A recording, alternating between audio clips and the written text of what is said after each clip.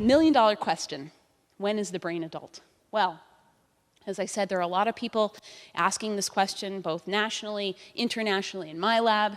And so the answer is that we think about reaching neurobiological adulthood, as Karen alluded to, really does not conclude until the early 20s. What does this really have to do with marijuana use? And so I don't have to tell you, it's not surprising, and this is pretty much everywhere, is that there's been a dramatic increase in how many kids are using marijuana today, even over the last, decade.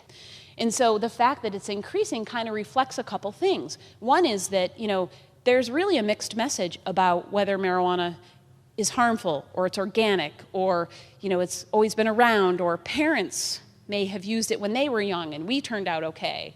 But the idea here is to focus on today's youth who are living in a very different world. Marijuana does have consequences. Children aren't always going to listen to those consequences. What's important is having a conversation about what's going on in the moment and having enough trust so that if they're ever concerned or at risk, they feel comfortable enough to call you and get themselves out of that situation. If someone says at 14, after they had their first joint, that it was the best they ever felt, what is that?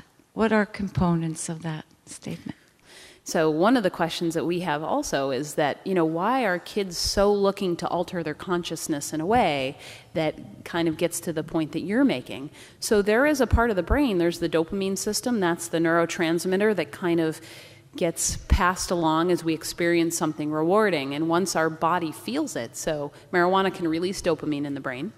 And once we've released that, our receptors in the brain pick up on that. And then when the drug is no longer present in the system, the brain says, wait a minute, where'd all that good part go? When you're talking to a teenager and trying to tell them, don't smoke pot, or you will have, something will happen, whatever that is, just as you have that information that it's a correlation and not a causality, they have that same information.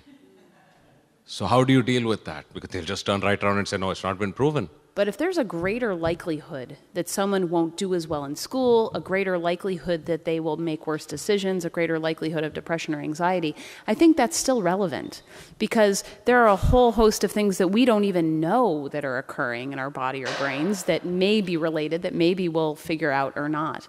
I think focusing on the idea that it increases risk in so many dramatic ways and kind of understanding the statistics around that is still useful. Yeah, I think also some of the things that I talk to the high school students about is, what do you have to lose?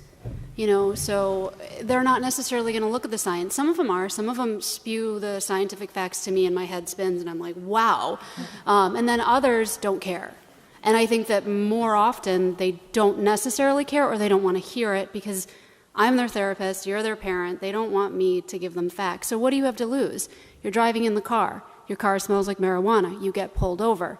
Are you going to be driving ever again? Probably not. Teens or adolescents have always been drawn to doing things that are novel and to, again, get out of the nest. The difference is that today in 2018, there are a lot of risks and there are a lot of harms.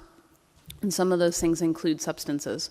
So I think it's intriguing, but I think with enough education to really understand what it does, I think that will help people be able to make better decisions.